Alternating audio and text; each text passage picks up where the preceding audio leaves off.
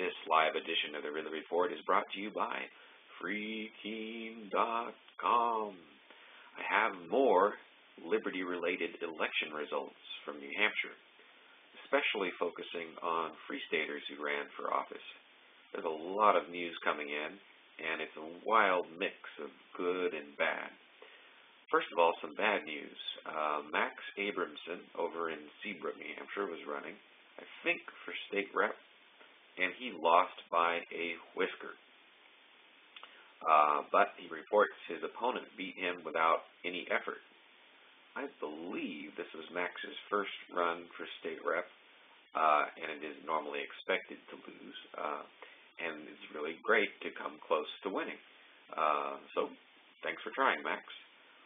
Tom Simmons in Cheshire County, New Hampshire, was blown out in his attempt to pass the Democrat primary.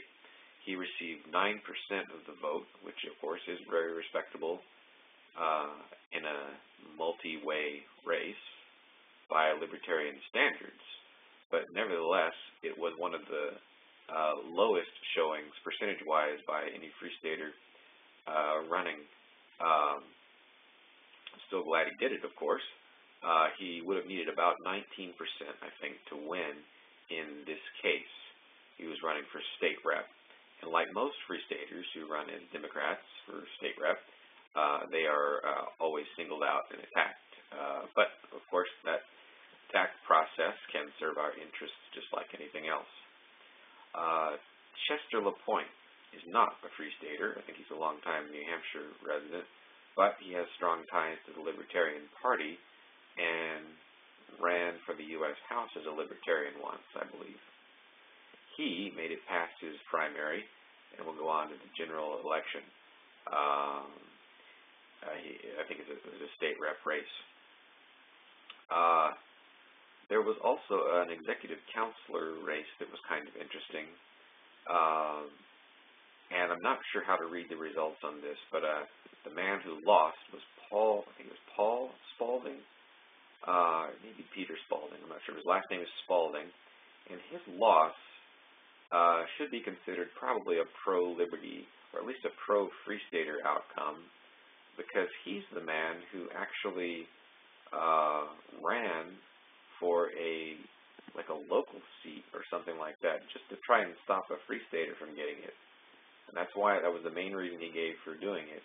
But it turned out it was just a rumor. There was no Free Stater running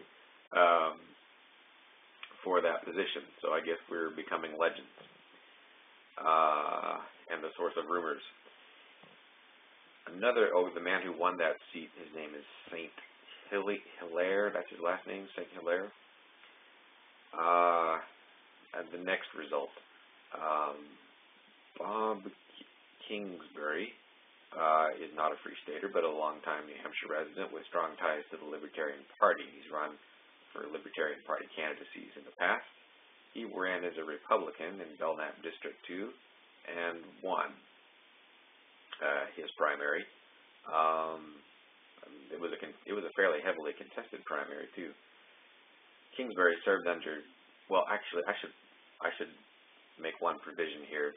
It says R. Kingsbury on the poll results. I'm assuming that is Bob Kingsbury and the same Bob Kingsbury that I know.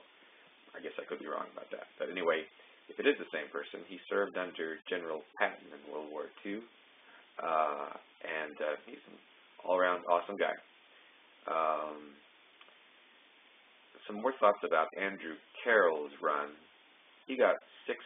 He was running in Cheshire County, Democrat, Free Stater. Got 6% of the vote and would have needed about 10% to win. So it wasn't as much of a blowout as Tom Simmons' situation. Carroll was more heavily attacked than any of the other Free Staters who were running. And yet he did better than I think any of the other Free Staters who were running as Democrats and lost. Jeremy Olson is another Democrat who was running in the Grafton area. He's a Free Stater, and he got a blowout similar to Tom Simmons. Received 13% of the vote, but would have needed roughly 27% to win. in this case. My very rough projection as of last night is that these primary results will probably lead to well, I'm just very roughly guessing, these results will lead to about 7.5 Free Staters in the House come January 2011. I need to know more to get those projections firmed up, but we'll see how that works. Anyway, if you look at the video description for this clip, I will post a link that has a lot more details on results around New Hampshire. But that's just a sense of my sense of what some of these things mean and the numbers, the wins and losses. This edition of the Ridley Report, of course, brought to you by the organization that has such a strong liberty infrastructure that you can be within biking distance of a liberty activity almost every day. That organization, of course, is freekeen.com. freekeen.com.